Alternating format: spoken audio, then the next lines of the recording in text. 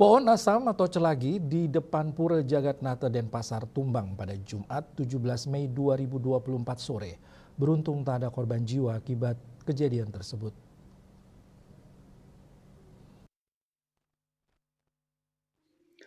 Kabid Data dan Pertamanan Lingkungan Hidup DLHK Kota Denpasar Ida Ayu Widianasari dikonfirmasi mengatakan timnya beserta BPBD segera ke lokasi untuk penanganan pohon tersebut.